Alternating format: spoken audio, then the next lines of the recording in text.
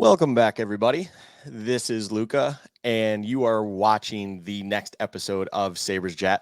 Sabres Chat, presented by Built in Buffalo. Um, it's a random early morning episode, as I posted on our Twitter that I was going to delay the normal release time, as I would be boots on the ground, as that some say, at the Sabres home opener against the Rangers. And I wanted to have real hockey to talk about when it comes to this latest episode and everything like that. I essentially went to the game, which I will, of course, get into in a little bit in this episode, naturally. Uh, Went there, enjoyed it with a lot of group of friends and whatnot that are in town or are already in town. And then also with my wife, who is a Rangers fan, and that whole situation that transpired. But did that, went to bed, rolled out of bed, turned on the laptop and everything like that, booted up, and I am recording this episode to give all of you. So I have kind of the post-sleep fresh thoughts on the game and everything like that.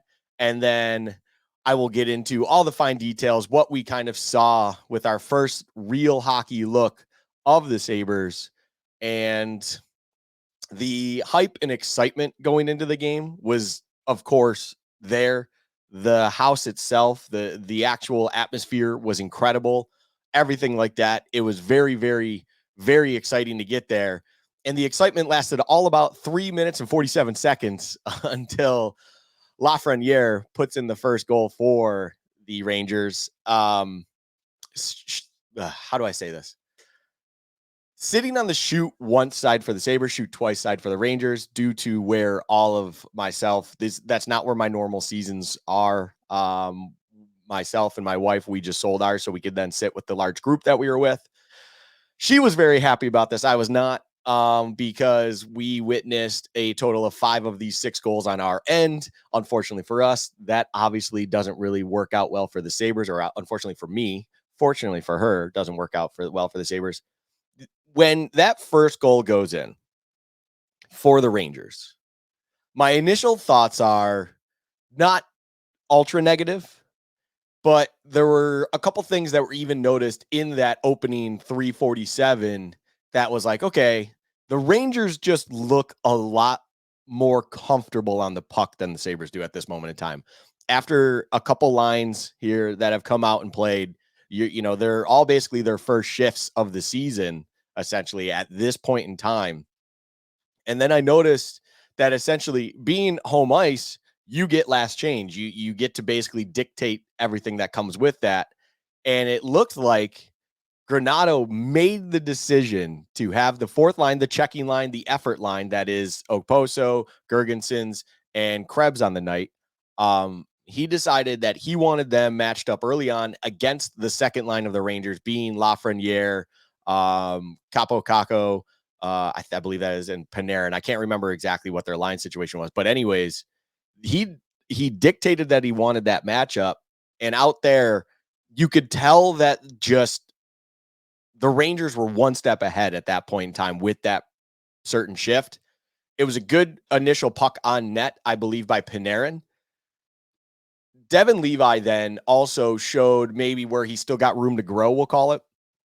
And it's something that you notice through the progression of the game as well, that his inability to really control where the puck is going off of a shot, off the pads, which is, look, it takes time to develop these skills. It's not like you should be a master at it right out the gate, even at someone who's a high-end caliber talent like Devin Levi. But he kicks it right back out to Panarin to kind of follow up with, which then, all credit to Panarin, makes a phenomenal cross-crease pass to a wide-open Lafreniere, who can then just put it into the wide open net. It was the initial kind of like, okay, a little bit of sloppiness from the Sabres. The Rangers have it a lot tighter. They look a lot more comfortable, stuff like that, but it's still a lot of game. As the game progressed, I thought that trend continued. And even in a moment where Chris Kreider, by the way, with a boarding on Yoki Haru, clear boarding, like awful, the matching penalty, I'm not going to sit here and complain about refs. I don't think they had like an abysmal day or anything of that nature, but the matching penalty of Greenway with the cross check, which was his hands are spread wide. It is kind of the typical pressing of the stick on that hip area of the opposing player, but it wasn't done in such a forceful way that, in my opinion, dictates a matching penalty being a cross check against Greenway to then create a 4-on-4 situation rather than awarding the Sabres the penalty. And the only reason I say that is because the boarding penalty that even brought them into the situation was clear cut, egregious. It was a lot. It was just absolutely deserving of him going to the box. From that, you just get kind of the Greenway. I mean, I'm going to call it a cross check just for the intensive purposes of that's what it was called on the ice. But you get the initial kind of Greenway cross check to just, buddy him and then kind of scrap up a little bit to tie him up and just let him know we're not going to take that crap, which I like seeing out of Greenway for what it's worth. But overall, for the refs to then match that up, I just don't think that was right. It didn't inevitably cost anything in that 4-on-4, but it would have been nice to see the Sabres have that power play opportunity early on to potentially tie it up. Those matching penalties go away. Zach Benson takes a hooking call that I'll call it suspect, but regardless, he's got his stick in a vulnerable position. The player of which he was hooking, being Adam Fox, kind of takes a little bit of advantage of it, draws the penalty. Good on them. They then score on that power play. Not even 20 seconds later, it's a 2-0 game. At that point in time, worry was setting in because you're now over 12 minutes into the game, and the Sabres are just being outclassed, outplayed, everything like that. And even the puck luck, we'll call it, even the bounces, the penalties, whatever you want to kind of put into that puck luck category was also not going the Sabres' way. And it becomes extremely problematic for a young team that still, they had a great season last year. And I think that this is one of 82, plenty of hockey left.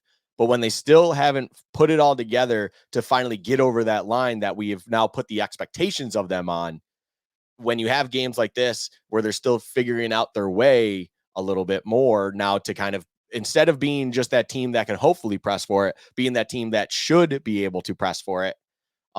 This is where quicksand, this is where, the game can get away from you if you don't have a well balanced, you need a good foundation. That's why you bring in a guy like an Eric Johnson, of course, to kind of go with Okposo and other veteran leadership that then know how, Eric Johnson, of course, knows how to win. He knows what it takes. He also, I'm sure, was relaying a message. This is just one game, of course.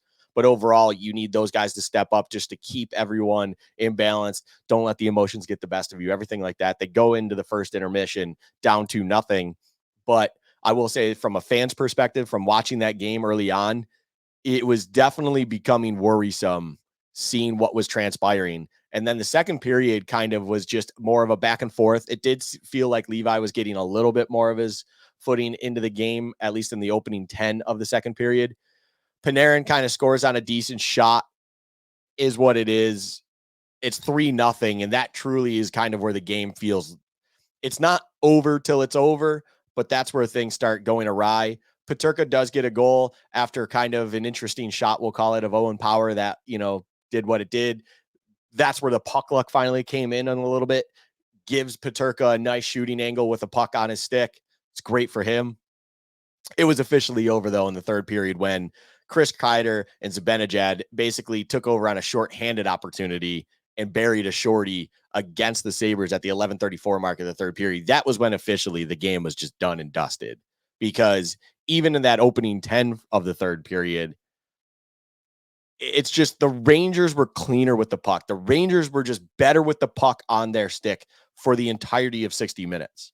The Rangers looked much more prepared. First line, second line, third line, fourth line, all their defensive pairings. They just looked like they understood how to play with the five skaters out there. And you have your top line when it comes to the Sabres being the same top line it was last year and even at the second half of the year prior, where it's the hottest line that the Sabres have had in a long time. Tage Thompson could have hit the broadside of a barn last night. And I don't want to say that as if I'm hating on his game. It just looked like incredible levels of rust and just whatever. And the shot was just not there. I think I'm going to look it up here as I'm doing this. I want to say he finished maybe, hold on, let me look it up here. Yeah, he had 3 shots on net with 3 shots missed. It was definitely that stat line feels appropriate because, 6 shot attempts in total. Um, yeah, that feels right. That feels appropriate. There were, a couple 1T opportunities where it just looked like there's no chance he was hitting the net at that time. You could kind of tell the frustration was there. And then that top line, by the way, finishing with a -2. Although Tuck has a -1, Skinner and Thompson have the -2. So I'm assuming a change happened somewhere in there where Tuck was off the ice and Skinner and Thompson were not yet. Um, it was a very, very rough day for the Sabres. I think the overall message that should come out of this game is that it is truly the first game in an 82 game season. The Rangers are still a good team. They don't have as many of the names anymore. Of course, they traded for Tarasenko and Patrick Kane last year. Tarasenko not at the deadline, Patrick Kane at the deadline. Those guys have come and gone. They don't have those guys on there, to make them kind of 2-1 lines. They have a true first line, they have a true second line, and everything of that nature. What I will say is the Sabres have to clean a lot up. And also, for what it's worth, he might have not been a plus minus. He's a 0 on the night. He had 2 shots. He had a block shot, all of these things. Zach Benson, to me, looked like a first year 18, 19-year-old kid in the NHL. He struggled. Now, he was playing in the preseason with the top line guys. He's playing with Thompson and Skinner. He then found himself playing tonight with Casey Middlestat and Jordan Greenway. Obviously, there's a talent drop off of his line mates in that regard. Where I kind of stop that conversation, though, is Casey Middlestat has shown he can play center and look very appropriate as a top line center with this team on occasions where he's had the opportunity. Casey Middlestat is a true, skillful NHL center. That alone, if you are a high-end kind of NHL prospect, should be enough where you can play off of it and have a good showing. And I definitely just think Zach Benson showed for the first time. Obviously, it's only the first real game he's played, and everything else prior was preseason, which preseason is preseason. That's why it's always just, hey, don't regard that as anything real. It is just preseason. But Zach Benson showed his first go where maybe it wasn't all working out, wasn't there for him, and everything of that nature. I'm okay with growing pains with Zach Benson. It's just kind of, I don't want people out there to believe him to be like something exponentially special. I think he can be special. He's shown obviously that he has the skill set to be special. He's still a young first round pick that's figuring out his game at the pro level. Like these will come. This shouldn't be a surprise, I guess, is where I'm going with it. It's disappointing because the excitement around him was real and it was justified, but that is also something that should be expected. But yeah, I mean, I do think right now also for what it's worth when it comes to the Zach Benson kind of conversation in general,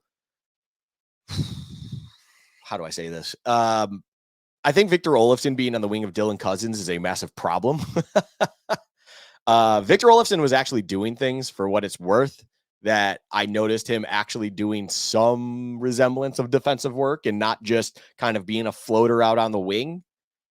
I would be curious to see if you dropped Olofsson back down to that third line to then wing Middlestat and Greenway, and then also bring Benson up in that position for where Olofsson was. So you have Cousins, JJ Peterka, and Benson. That would be very intriguing to me. Overall, though, I don't expect that to happen. I'm just saying I'd be curious to see if you switch that. It was just one of those games where I don't know if you hit the panic button. Also, I will say this: Connor Clifton threw his body around a little bit, but I'm not exactly sure how to feel about him after that performance, I guess is a way to say it. I will, when it comes to the defense as a whole, Owen Power and Yoki Haru, I don't want to see that pairing much. I think Owen Power is that guy you need to let free and let do his thing, and he will make mistakes at times. Shout out a friend that I know who you are that is maybe not the biggest fan of Owen Power. I'm not going to publicly say it, just so that no one's seeking you out if they somehow listen to this and know who you are. But overall, it's like you need to let him free. You need to let him have the ability where he can still be creative and try to produce things and do what he can. And having him with a guy like Yoki Haru, who in his own right is not, horrible, but Yoki Haru to me is kind of that third line guy. He's the third pair guy. And having him up with Owen Power, where Yoki Haru in his own right, I think he's sound, but he also has his defensive liabilities. Two defensemen with defensive liability issues, we'll call it, or having kind of the mistake in them is not a good pair. And I think you'd be better off having that Connor Clifton. And Eric Johnson might not be able to handle the minutes that you're going to be ultimately logging for an Owen Power, but having a guy like him with him would probably be good to me. Or you just go all out, which we saw last night at a certain point. I think it was starting in the third period. I don't know when that change actually happened. You were seeing Owen Power out there with Dahlin, and you were just going 1-2 with Power and Dahlin. And if you just sell out and do that, and then you do a Connor Clifton with Matthias Samuelsson, or you do a Yoki Haru with Samuelsson, and then you do Clifton with Eric Johnson, so be it. If you are truly going to just lean into Dahlin and Power, which makes sense because Dahlin plays better on his offhand side, which is the right. And then Power is kind of that guy who truly does need to play on his hand, which is the left. And if that's what you got to do, that's what you got to do. Play your best guys on the top pair and move forward with it, because it's what I just said about Owen Power. I think Dahlin, as high end as he is offensively, he's definitely gotten the mistakes out of him. And he is just a true defenseman, top end defenseman in this league that I think Owen Power he won't be gripping his stick as tightly. He'll still just do his thing and everything like that. If he makes the mistake in him, he knows he has a partner in Dahlin, if that were to be his partner, where he'll have his back, he'll recover for him. And that's truly what you need. You need to be comfortable with your line mate when it comes to a defenseman. And ultimately, I just don't think the Yoki Haru part is the way to go with an Owen Power. I think you need to go elsewhere with it, we'll call it. Just certain questionable notes that I noticed on the game. Overall, though, the bottom line is this. The Rangers have Shesterkin. The Rangers do an incredible job. I mentioned this to friends there, and it was very apparent. On top of the Sabres not being as clean as they could be on the puck, the Rangers do an incredible job of making Shesterkin's life easy. You will not get high-end looks. You might get 2 to 3 high-end chances against the Rangers a night. And that's what you get. And you need to capitalize on those. And then on top of it, let's say if you capitalize on all 3 of those, that's 3 goals. Yes, you can win with 3 goals, but you probably need one of those other ones to leak in somehow, whatever it might be. And when the Rangers are having as good of a day as they did, that becomes a problem. If you're not able to create high-end scoring opportunities, and then Chris Kreider's out here getting 2 goals, one being a shorty, and Zibanejad's doing his thing, 3 apples on the night. When that top line and those guys are ticking, even when they're shorthanded, it's going to be a long night for you. I think the Rangers looked very impressive. Adam Fox looked good. Miller looked good. They all looked good. The Rangers just had a very, very good performance last night, and the Sabres look like they just weren't 100% there yet. And it goes top to bottom. There's not one person to blame. Even though I kind of singled out and talked about Benson a little bit, I talked about Owen Power and that whole, Yoki Haru situation. I don't truly, I talked about Tage as well, not trying to take shots at our superstar center here, our top line center. But everyone, I think, just had a little bit of an off night. Not everyone was 100% at full throttle there. And essentially, you had that top to bottom where even Levi, I think, of course, just didn't have his day. And it happens to the best of them. stuff of that nature. The Rangers are clearly a better team than the Sabres at this point in time. Still, the Sabres obviously showed last season they can beat this team, and they absolutely could have beaten this team. It just wasn't there last night. It was not there. The performance was clearly not good enough. The effort wasn't good enough, and they just need to regroup and everything of that nature. Up on the dock next for the Sabres. I will be back for what it's worth. Thank you for listening. I will say thank you for listening. Thank you for stopping by or watching, I should say, as well. I appreciate you. I'm sorry again about the delay and whatnot, but just wanted to talk about real hockey here. It sucks to start the season with a loss, but it's a long season to go. The next game for the Sabres will be Saturday on Long Island to play the New York Islanders. They then come back home Tuesday for the Lightning, and then Thursday for Calgary at home next week. And then have another Saturday game against the Islanders, but that one will be at home as well. Really kind of stinks that the Sabres are playing a bunch of games at home when I will be out in the UK for my honeymoon, which I am very excited for. But the next game I myself will be able to attend with my season tickets will be November 3rd against the Flyers. It's a long season. I'm excited for them to kind of get a bounce back opportunity against the Islanders. I think the Islanders are definitely a team that can be had. They are not a team that has the speed that can kill you, whereas the Rangers do have some of those guys. I don't think they're loaded with speed, but the Rangers, of course, with Zibanejad, Kreider, there's other guys. I mean, Trouba on the blue line is an absolute beast. So he kind of is just a force there. Him getting the empty netter, I believe. Excuse me, him getting the empty netter, I believe it was. Yeah, is kind of the icing on the cake for the Rangers and Rangers faithful. But um, it's one of those things where they'll be able to bounce back in my mind against the Islanders. I think good things will happen when it comes to that game against the Islanders. And overall, what I hope is this. I mentioned that I will be going on my honeymoon. I leave for that coming up soon. What I will say is, first and foremost, shout out to my parents for watching the house and everything while gone. But what I will say is this. They play 1, 2, 3, 4, 5, 6, 7, 8 games in that stretch where I will not have a Sabres Chat episode. Well, technically, actually 9. 9 games between this episode dropping and the next time I will be able to drop an episode. In that stretch, they have the Islanders we talked about, Tampa and Calgary, which are definitely 2 good teams. Then the Islanders, Montreal, Ottawa, New Jersey, a very good team, of course. Colorado, a very good team. And then they cap it off with Philadelphia.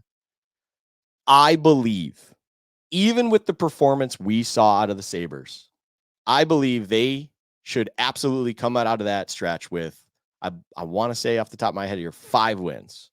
At least. You need to try to steal one from, I believe, in the Tampa Calgary stretch. Those are 2 home games. You need to be able to steal one of those. And then it might be tough to win in New Jersey. It's, Colorado, I think, will be a very true test on a Sunday matinee game. But overall, when you're playing Philly's going to work hard. They're going to work you hard. It's going to be a tough game. But when you're playing Philly, when you're playing at Ottawa, against Montreal at home, Montreal is, as they showed on their opening night in Toronto, they're no cakewalk. They pushed Toronto all the way to a shootout, and they were up, forcing Toronto to tie it late to get it to overtime and then the shootout. But you need to win those games if you're a team with the expectations of the Sabres. This is a big, big moment for the Sabres. And ultimately, I do believe that this team can bounce back from what they had. Maybe that game, though, is something that Don Granato just needed. I don't mean this in needed. It's early on. You just stick with what you're going with early until you really get a feel of what this team's doing and how they're operating and what needs to happen before you really make drastic changes. But, things are good. Things were great in the preseason. They're feeling good when it comes to the expectations, and they're excited. And now you just had a little bit of dose reality sprinkled in on top of you, where you need to recenter, get back to the understanding that the season's a grind, and you need to get back on the ice when it comes to Saturday night and get a result, get a win, do your thing before the season early on gets away from you.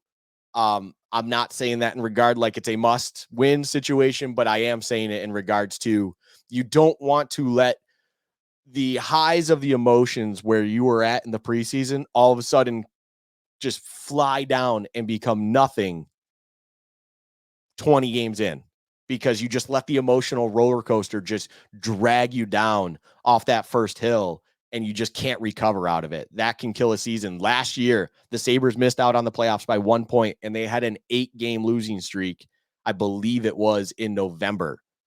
It's you can't have those stretches. You can't let a stretch of the season snowball because of an emotional loss, such as in this case, the home opener, your season opener in front of fans with expectations, and the hype is real. It's a sold out barn. The atmosphere was electric, although there were a lot of Rangers fans there. That just comes with the territory. It's going to happen. I mean, I am married to a Rangers fan. Her brother, of course, was with us as well, and they're enjoying themselves, and that's all great. But it's a sold out barn. Clearly, the Sabres were excited about it, I would imagine, and the emotional letdown of a 5-1 loss in that environment hopefully doesn't snowball itself into more losses where you shouldn't be having them. And that starts Saturday night on the island against the Islanders. You got to win that game in my mind. It's not a must win game. It's way, way too early to say anything even remotely like that, but you got to win that game to just get your feet back under you, get that feeling back of understanding what's in front of you, and just feel better about yourself. So you can't then all of a sudden come back home on a Tuesday to play Tampa. And, that's going to be a tough game. It's going to be a very, very tough game for the Sabres. And you can't let that, snowball from there where the season can really start getting away from you early, where you feel like even early on, you're trying to dig yourself out of a hole that ultimately could cost you in the end. So disappointing result in the home opener. Disappointing when it comes to the Sabres kind of overall game that we saw, but tip of the cap to the Rangers. They were ready to play that game. They were very, very impressive. I credit that win more to the Rangers just being ready to go more so than the Sabres. They were absolutely buzzing out there, and the Sabres just were not all there themselves. It's a good team.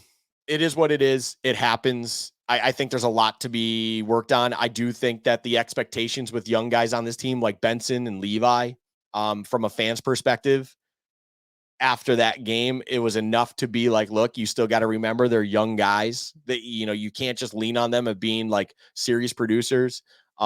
Levi, we need to, at this point in time, based on where the roster is, to lean on a little bit more. I will say this, I wouldn't be surprised if UPL potentially play Saturday. I'm not saying that he will. I absolutely expect Levi to play Saturday. It's, you get your night off, stuff like that. But I would be curious to see what happens with that, because I do wonder what the situation is when it comes to the 3-man goalie rotation that they still are going into the season with. And you had UPL as a healthy scratch last night with Comrie as the backup. So curious to see how they handle the goalie situation Saturday. I would imagine Levi will definitely be back Tuesday when they're at home against Tampa. But after that performance, I wonder what happens there. Kind of let Levi regroup potentially and still try to ease him in his first full NHL season, being that this is the first time he will have to truly experience that grind. It's talked about all the time. Young players, especially in college where you're only playing weekends for the most part, it's a grind. It's totally different environment. You don't get a week off recovery and then just have a back-to-back situation on the weekend. The games just come high and fast. So would be curious to see what they do with that. Overall, I'm still happy with this team when it comes to what we hope from them and what we can hopefully expect from them. And just shout out to Kevin Adams real quick before we end this episode, getting Darlene down with the 8-year, $88 million extension, 11 annual, of course. And then Owen Power with the 7-year, 58.45, which is an 8.35 million annual contract extension.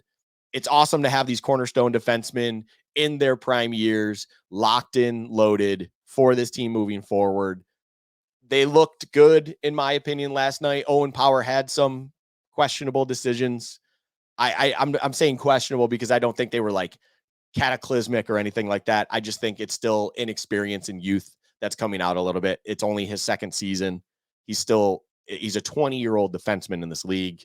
He's got plenty of room to grow. He will grow into it in my mind. And Dahlin, of course, looked like Dahlin. Even in a bad loss, I think Dahlin still showed who he was, what he's capable of, and was still a very impressive individual in his own right. I like this team. I like where they're headed, stuff like that. It's just a tough loss to a better team in my mind last night. And I expect to bounce back. I expect a competitive game against a grind fest of an Islanders team. And overall, I'm excited to see that game.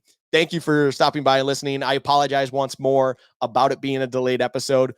Once I am back to the normal schedule and back stateside and everything like that, and back in my home, I will be back to the Thursday night schedule and whatnot.